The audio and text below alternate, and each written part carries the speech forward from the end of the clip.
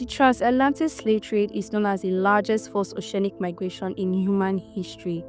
But sadly, this is all what most people know about the transatlantic slave trade.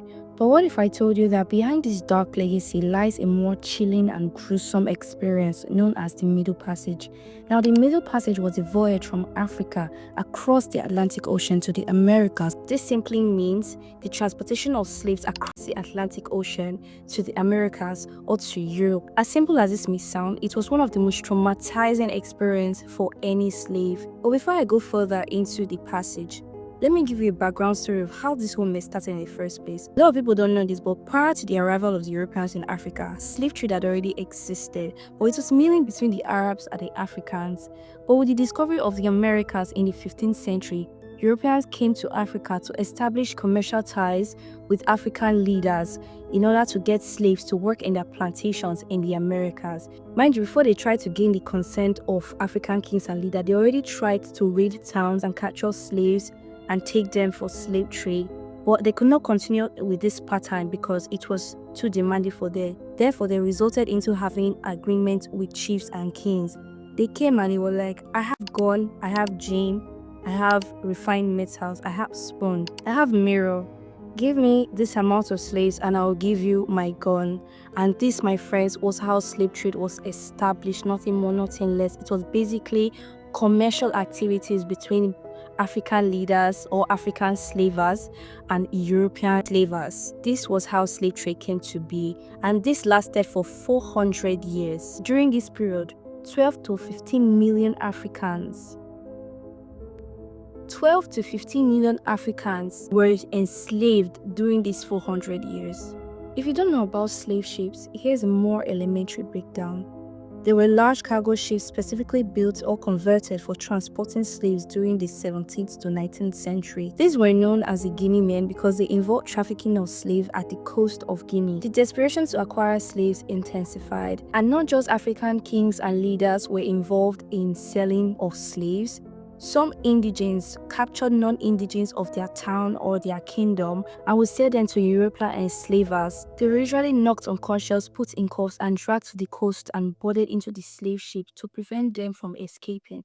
And this was when the journey of the Middle Passage began. By the 1690s, the number of slaves being carried out of Africa yearly had reached 30,000 people. And it didn't just end there.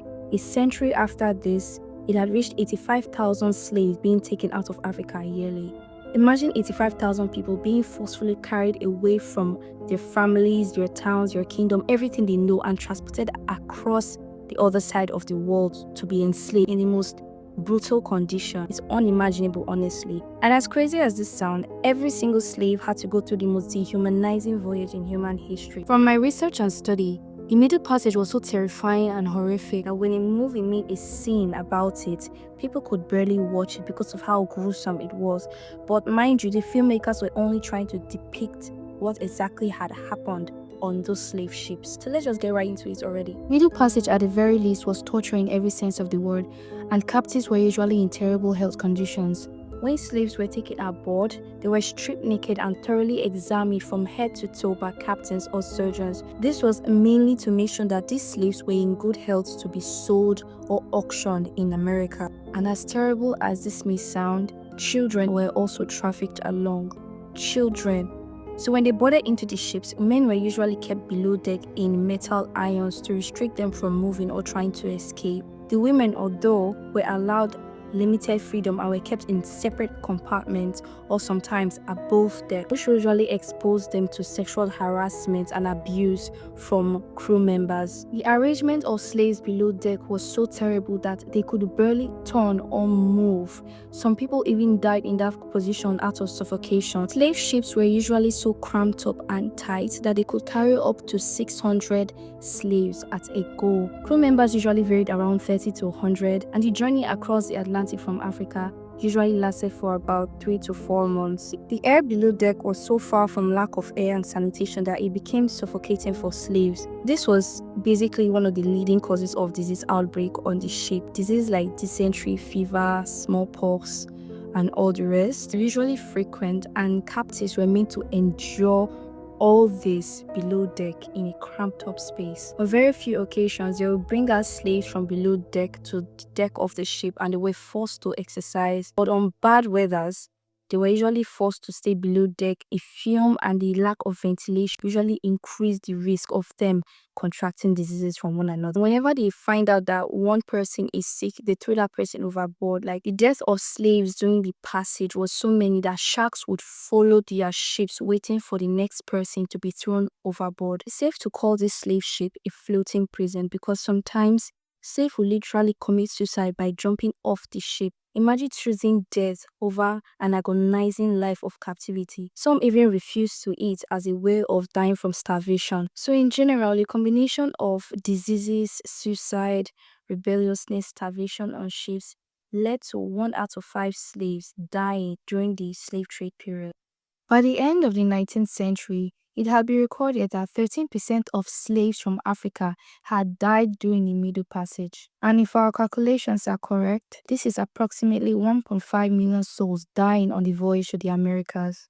In some cases, the journey was even delayed due to bad weather, and because of this, the food could not suffice for the remaining days ahead, and the starvation of slaves on board was inevitable. News about the passage had reached the European government. They had to now implement controls by sending surgeons or doctors on board with crew members when they are transporting the slaves so that they can check the slaves and check for sicknesses. And another step they took to reduce the brutality of the passage was that they reduced the number of slaves that were allowed in a ship. I know some of you might be thinking, the fact that there were like 600 to 500 to 400 slaves on board and the crew members were like 30, 80, 100, why didn't they make attempts to revolt? Trust me, they did. On several occasions, slaves made attempts to revolt against crew members. One of the very few attempts of ship revolts that succeeded was the revolt of the Little George ship, which took place on the British ship called Little George in June 1730. The Little known revolt was one of the most successful uprisings of captured Africans on high sea in history. The revolt occurred 5 days after the Little George had sailed from the coast of Guinea to bring captured Africans to the British North American colony of Rhode Island. The revolt began as several Africans were able to slip out of their iron chains, overpower the crew, and sail the ship back to the continent of Africa, and specifically to the Sierra Leone rivers where they abandoned the ship. There were very, very few attempts that succeeded. The reason why the number of slaves could not overpower the number of crew members despite them being larger was because of the weaponry at their disposal. There were guns, there were knives, there were swords, and whenever any slave is being caught trying to rebel against the crew members, they were flogged, beaten mercilessly. So come to think about it, the most horrific and dehumanizing activities happened on the slave ship during the passage. There's nothing that you could think of that did not happen there. They were stripped naked, they were cramped up in impossible positions, they were enslaved and deprived of their rights, they were even kidnapped into the ship, they were flogged and beaten, they were cuffed, they were given 1 meal a day in some cases, the women were raped and abused. Suicide was even committed. Think of all the vices of humanity. It happened on those slave ships. And honestly, we can only attempt to imagine what these people went through. When reaching the Americas, the crew members would now wash and bathe the slaves, apply oil on their bodies, shave them, and make them look more appealing just so they can auction them off at a better price, try to disguise sores and injury that had been inflicted on them during the passage. And the prices of slaves varied greatly. The larger the slave and the bigger the slave, the higher the amount. There were slaves that were being sold for $800, $600. And whenever slaves who were captured together with their family get to this point where they are being auctioned, they usually pray that a buyer will buy them and all their family and they could go live together. But most cases, it was never like that.